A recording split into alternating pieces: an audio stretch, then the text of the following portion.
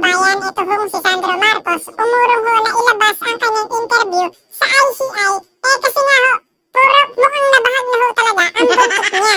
Bakit ho nabahag ang buntot niya? Kasi naubusan na ho ng script noong nagpa-executive session siya. Kaya ito ho mga kababayan, pakinggan ho natin. Reaksyonan itong pahayag ni Ka Eric patungkol nga dito sa mag-amang magnanakaw, simula pa man sa lolo, kawatan na ho sila. Kaya mga kababayan, pakinggan na ho natin. Kung bago lang ho kayo dito sa ating channel, isang like, isang share, isang subscribe lang po.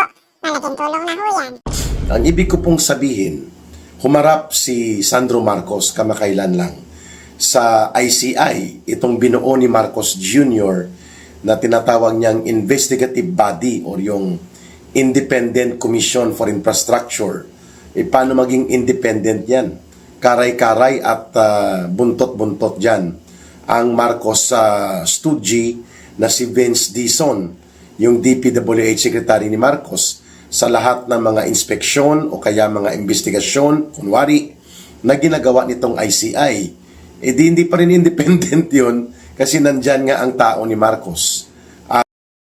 Isa pa ho, mga kababayan, ito, paano nga ho magiging independent ang ICI kung sila rin po, iimbestigahan nila yung mga maliliit lang ho, yung mga maliliit na isda. Pero yung mga malalaking isda ho, katulad ni Martin Romualdez, ni Marcos Jr., wala hong kapupuntahan. Kasi yun naman po sila, ang mga mastermind. Sila hong dalawa, si Sandro Marcos, si Lisa Araneta, yan ho yung mga nandiyan sa flood control issue. Pero nasaan ho tayo ngayon? Nakay-Diskaya pa lang ho tayo at nakay-Saldi ko. Kaya imposible hong independent commission infrastructure ho talaga. Ito, iniimbestigahan lang ho nila yung kaya ho nilang hulihin. Hindi ho nila maiimbestigahan yung kamukha ho nilang magnanakaw dyan sa gobyerno. Kaya wala ho tayong magagawa kundi maghintay ng tamang panahon.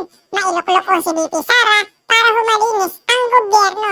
Sang-ayon ho ba kayo mga kababayan na pag lumuklok si VP Sara, malilinis na itong gobyerno? At itong si Vince Dizon, nandyan yung mga staff nila, nandyan yung taga-DOJ, paano maging independent yan?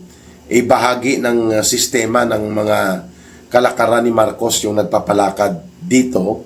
At si Marcos halos ang nakikialam kung ano at sino ang ipapatawag dyan at ano ang ilalabas ng ICI. Kaya itong kulukoy na si Charis Marcos, kasi pero mas Charis pa si Marcos mas Charis pa si Charis Pimpinko, o mas Charis pa kay Charis Pimpinko itong si Sandro Marcos kung ipaghahambing mo silang dalawa, no?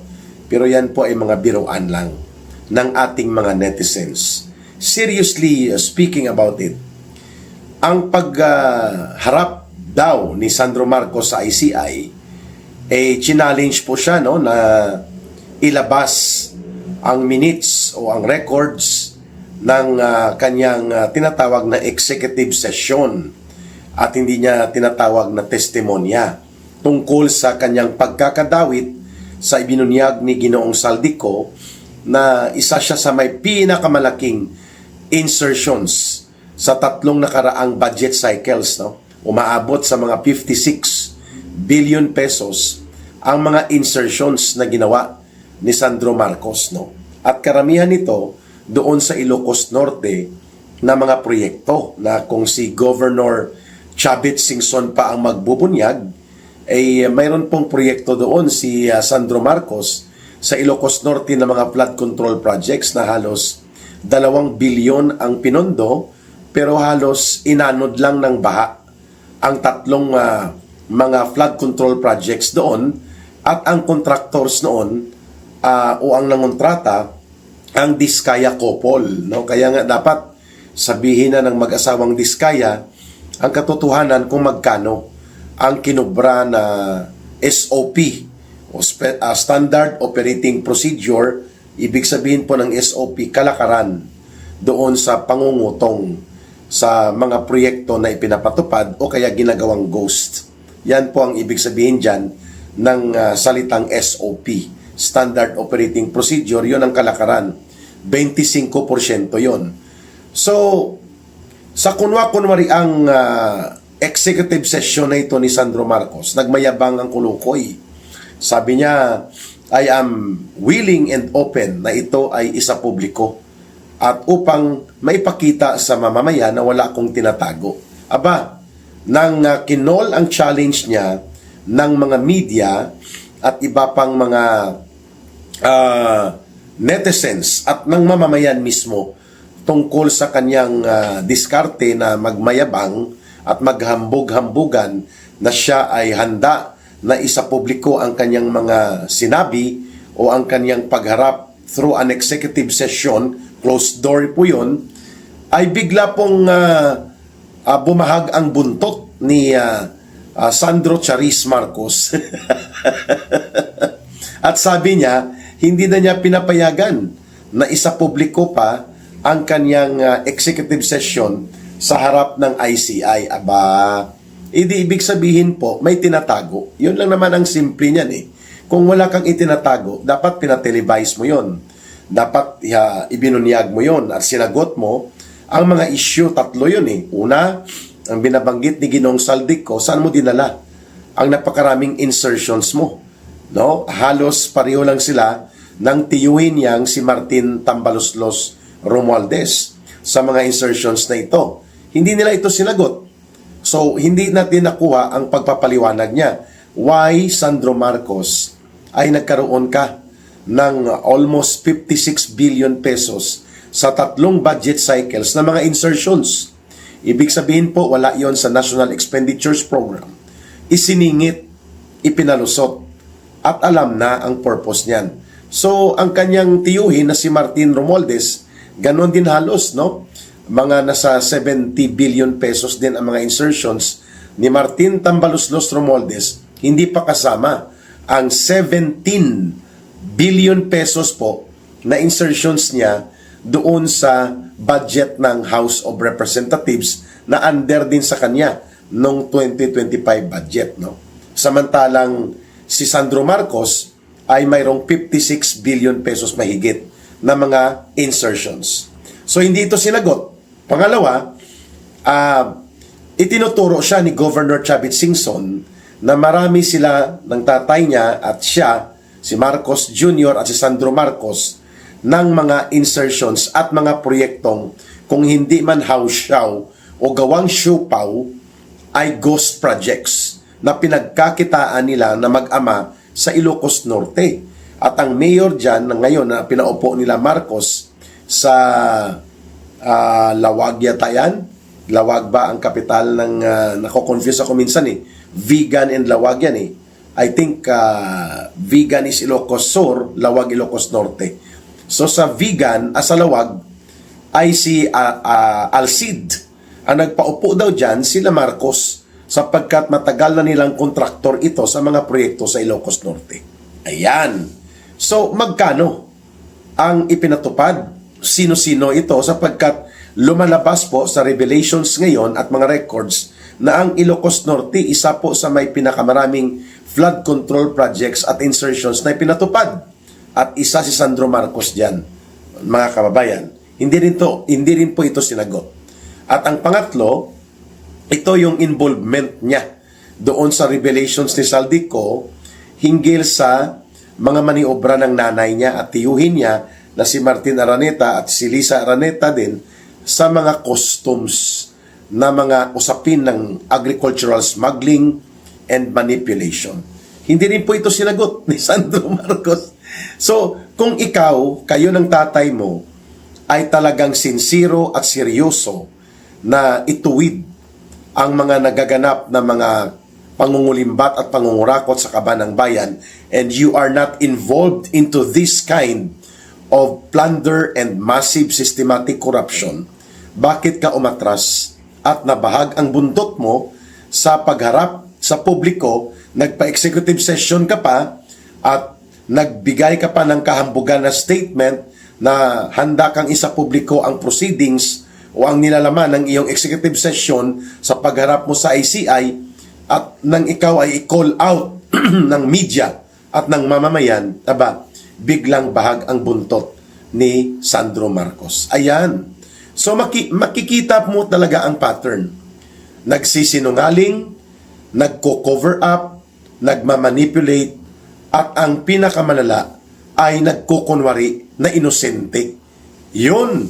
Kaya, nawawalan ng kredibilidad ang ICI, kagaya ng ginawa din ni Martin Tambaluslos Romualdez. Nagkunwa-kunwari ang humarap din sa isang executive session sa ICI, hindi rin isinapubliko ang kanyang mga inilahad doon, bagamat siya ang itinuturo at ikinakanta at ibinubulgar ni Saldico na co-conspirator or principal conspirator to Marcos Jr. para maganap ang large-scale corruption and massive plunder na ito na tinaguri ang the crime of the century. Ito pong more than 1 trillion pesos na pandarambong sa flood control projects na this guys ay aba, hindi lang po basta hindi isinapubliko yung executive session na yon na binabanggit para kay Romualdez. Ang SESTE, ito pong ICI ay kaagad naglabas no isang linggo lang nakaraan nung pinaharap nila si Martin Romualdez sa kanila, ay sinabi nila that they were not able to find out or establish the related events of circumstances and evidence that would pin down to Martin Romualdez being involved in corruption as of this time. So, ibig sabihin po, inabsuelto kaagad ng ICI si Martin Tambaluslos Romualdez kahit pa na itinago nila ang kanilang gimmick at style ng kunwa-kunwaring executive session. No media release and no transparent and open for public scrutiny na pamamaraan ng pagpresenta kay Martin Tambaluslos. The same ang ginawa po ng ICI dito kay Sandro Marcos. Ano ba kung anak siya ni Marcos Jr.? In fact, itong si Sandro Marcos Jr. Itong si Sandro Marcos, si Martin Romualdez at si Marcos Jr. mas mataas at mabigat ang kanilang pananagutan sa batas. At dapat ganun po ka-strikto ang pagpapaharap sa kanila sa batas sapagkat nasa posisyon ng kapangyarihan at poder na may otoridad po sila. Si Sandro Marcos, naging deputy speaker or naging ngayon ay majority floor leader, parang number 2, number 3 yan ang ranggo niya sa buong hierarchy of officials ng House of Representatives. Si Martin Romualdez, naging speaker of the House. So si Mark at magpipinsan, magtiyuhin at tatay ni Sandro, ang relasyon nila, ang pagiging magkapamilya nila na umuupo at umuokupa sila ng matataas na posisyon sa gobyerno, mas mataas ang hinihingi na pananagutan sa kanila dahil may posisyon sila ng poder at kapangyarihan. Kung ikukumpara sa mga contractors at iba pa na binubulgar at mga secondary operators sa loob ng sindikato ng DPWH.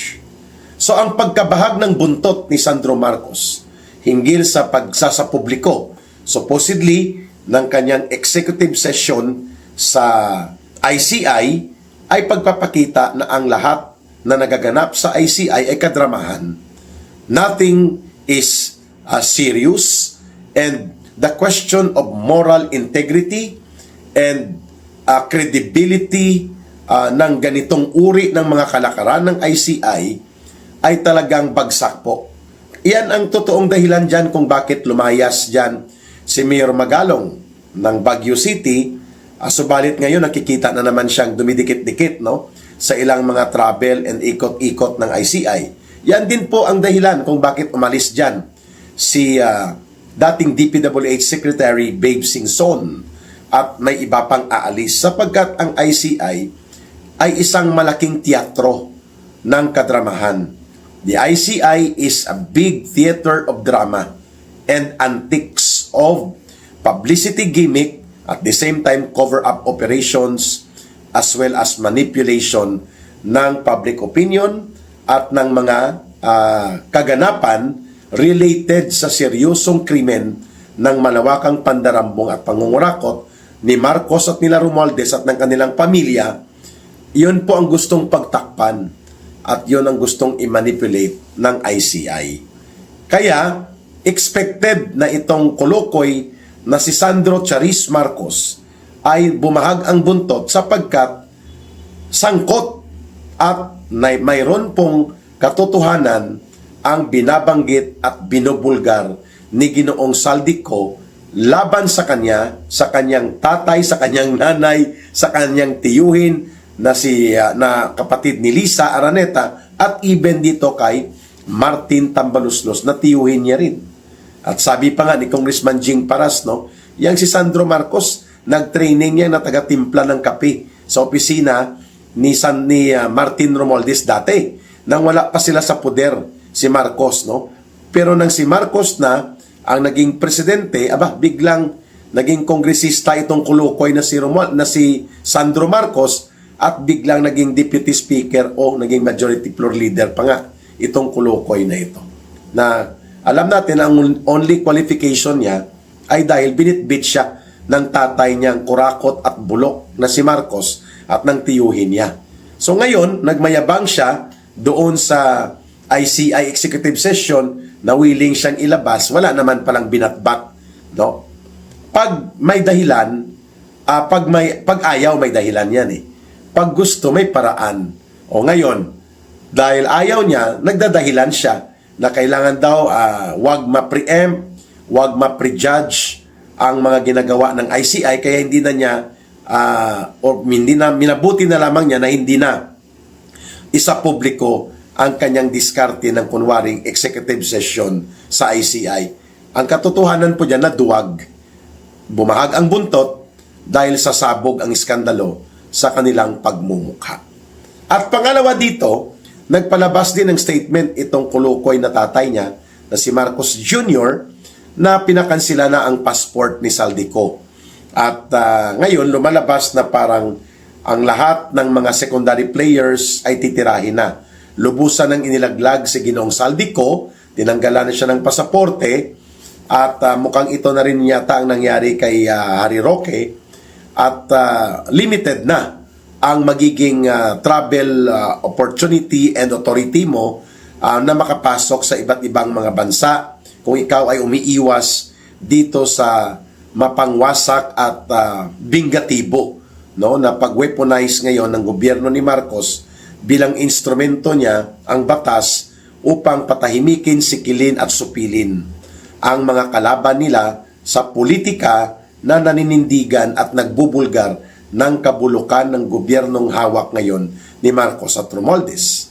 At ako nga, no, bukas, no, Friday, harap din po ako sa preliminary investigation and I will submit my counter affidavit sa kasong inciting to sedition na isinampa po ng PNP-CIDG. Hindi pa kasama dyan ang pangaharas ni Ontiveros ng pag-file niya ng cyber libel laban sa akin at iba pang mga political commentators. Nakasama ko sa kaso at pati po yung pending cases ng mga komunistang teroristang tinutulungan nila Marcos at Romualdez para iharas po kami ni Dr. Lorraine Maribadoy. Yan po ang nangyayari sa ilalim nitong gobyerno ni Marcos. Bingatibo, mapaniil at mapanupil at ginagamit bilang armas at instrumento ang batas upang supilin at lupigin ang mga naninindigan para sa pagtatanggol ng karapatan ng mamamayan sa matinong gobyerno, na karapatan ng mamamayan na walang korupsyon at hindi kurakot o bulok ang gobyerno, at karapatan ng mamamayan na hindi ninanakaw ang kanilang pundo at pinaglilingkuran sila ng tamang gobyerno. No, ang mga nagsasalita at naninindigan para dyan, kagaya nila Congressman Kiko Barsaga, tinitira, iniipit at ginigipit at hinahanapan ng butas upang lupigin at nang ikaw ay mapupwersa kang manahimik. No? Marami po kami dyan na ganyan po ang status. No? Kaya ako bukas, haharap ako sa Quezon City Prosecutor's Office na naman. Okay? So, itong pagdeklara ni Marcos na parang si Saldico lang ang punong kriminal at mastermind ng lahat ng ito, hindi po ito kapanipaniwala. This is an outright declaration ng pagtatabon-tabon. Yun na po ang sinasabi niya sa ICI. Yun na rin ang message niya sa Senate Blue Ribbon Committee. Hanggang kay Saldico lang. O bakit si Romualdez wala? At bakit wala ang sarili niya at ang anak niya?